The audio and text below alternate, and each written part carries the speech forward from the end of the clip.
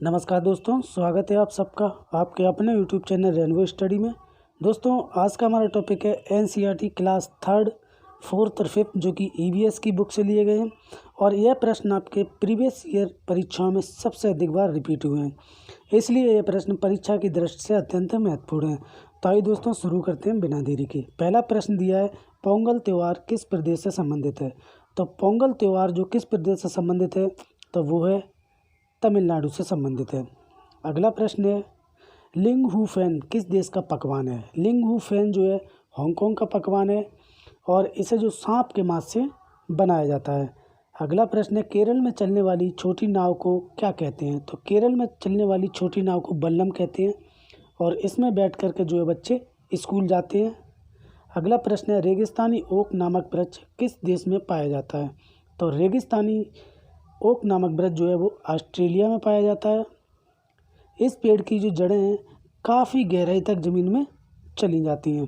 अगला प्रश्न है, निम्नलिखित प्रश्नों के उत्तर देने के लिए सबसे सही विकल्प का चुनाव कीजिए। नीचे दिए गए जीवों के समूह में से किनकी दृष्टि श्रेष्ठ होती है तथा वे मनुष्य की तुलना में 4 गुना अधिक दूर की वस्तुओं को देख सकते हैं।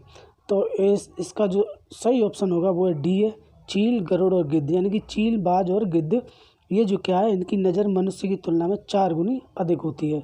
अगला प्रश्न है, नीचे दिए गए खेती करने के विवरण को पढ़िए और इस ढंग की पहचान कीजिए। देखिए, एक फसल को काटने के पश्चात खेत को कुछ वर्षों के लिए खाली छोड़ दिया जाता है, उसमें कुछ भी नहीं उगाया जाता है। इस खेत में बांस या अन्य खरपतवार जो भी उग जाता है उसे उखाड़ा नहीं जाता है, बल्कि काट करके जला दिया जाता है। यह राख भूमि को उर्वरक बनाती है।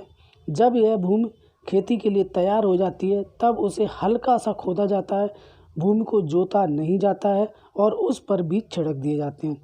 तो ये किस प्रकार की खेती है, तो इस प्रकार की खेती है जो झूम खेती होती है, जो कि मेघालय राज्य में प्रचलित है।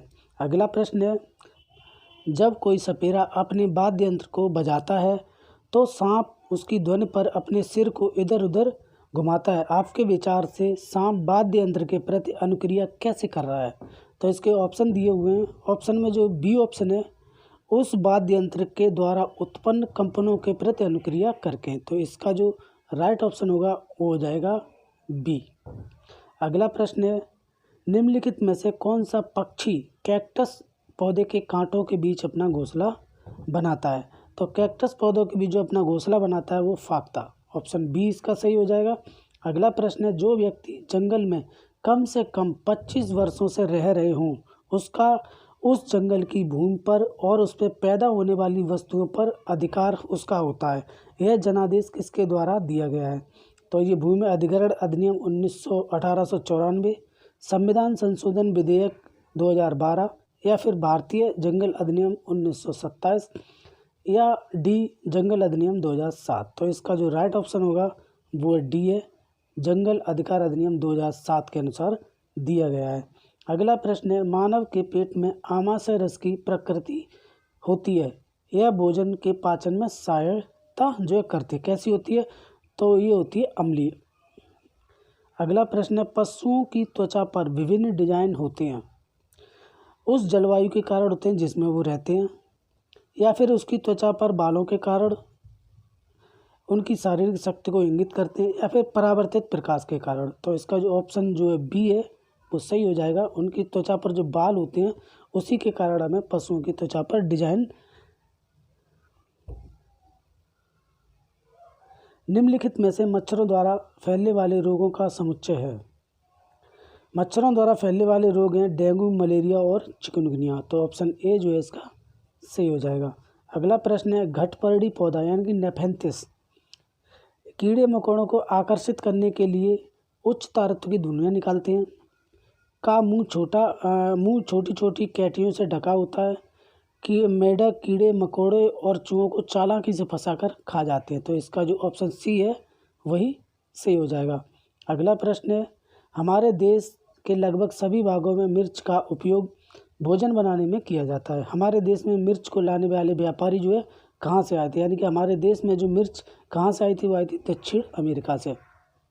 अगला प्रश्न है, कांच के जार तथा बोतलों को उनमें अचार बनने से पहले सूर्य की धूप में अच्छी तरह सुखाया जाता है। क्यों सुखाया जाता है? उनकी नमी को जो पूर्णतः हटाने के लिए। ऑप्शन सी इसका सही हो जाएगा।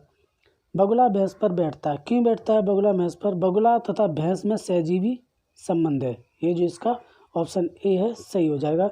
अगला प्रश्न है, निम्नलिखित में से कौन सा कार्य पौधों के लिए नहीं है? तो पौधों के लिए जो कार्य नहीं है, देखो भोजन भंडारण या संरक्षित करना ये कार्य होता है, और पौधे को सहारा देना ये भी होता है, जल तथा खनिजों का अवशोषण करना ये भी होता है, लेकिन ह्यूमस उपलब्ध कराना ये पौधों का कार्य नहीं होता है। अगला प्रश्न है, निम्नलिखित में से कौन सा कीट मधुमक्खियों की भात कॉलोनी यानी कि बस्ती में एक साथ नहीं रहता है? तो देखिए ततैया और बर्रा भी कॉलोनी बना के रहते हैं, चींटी भी साथ में रहती हैं, दीमक भी साथ में रहती है, लेकिन मकड़ी जो है साथ में नहीं रहती हैं कॉलोनी बनाकर। अगला प्रश्न जो है, तमिलनाडु के निकटवर्ती समीपवर्ती राज्य हैं। तो समीपवर्ती राज्य हैं केरल, कर्नाटक और आंध्र प्रदेश। ये जो क्या ऑप्शन ए जो इसका सही हो जाए, केरल के निकटवर्ती राज्य। अगला प्रश्न है, जब कोई व्यक्ति ट्रेन द्वारा अहमदाबाद से केरल की यात्रा करता है तब अनेक सुरंगों को पार करता है। यह सुरंगें पर्वतों में हैं। तो किन पर्वतों में ये सुरंगें हैं? तो देखिए केरल से अहमदाबाद से केरल के लिए यात्रा करता है तो पड़ेगी पश्चिमी घाट में सुरंगें। ऑप्शन बी जो है इसका सही हो जाएगा। अगला प्रश्न है, बरली एक पारंपरिक कला का प्रकार है। बल्ली नामक स्थान किस राज्य में है? तो बल्ली नामक स्थान जो है वो महाराष्ट्र में स्थित है। अगला प्रश्न है, कुडुक कहाँ के लोगों की भाषा है? तो कुडुक जो है वो झारखंड के लोगों की भाषा है। अगला प्रश्न है,